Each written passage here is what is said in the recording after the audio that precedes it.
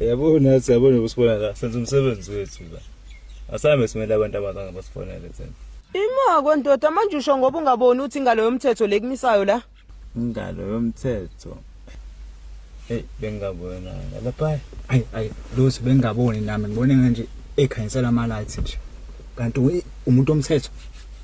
Umisa thina ngalo yomthetho. Nuka nensangu nje la. Oh niyaphem uyazini niyaboshwa keke nina namhlanje sezwana. Yazi baba lento lebesingakhuluma vele ubambe la okuncane baba bobe nezululibi kuyanethe kabantu. Ima kwendoda manje wena njengoba unginika le mali uzama ukubribe umuntu omthetho yazini uzoboshwa yimina ke awubazi abantu wena.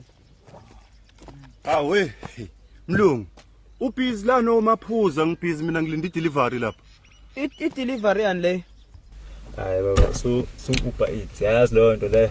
Hayi bo boss yazi akunasikhathi mphethulana ingane zami iqalekile le mfethu unginika istaff mfethu ngihambe ngiyodayisa. Inina le nishushumbisa izidakamizwa la le itake long. Hayi ungamnaki. Uyahlanya le ndawo.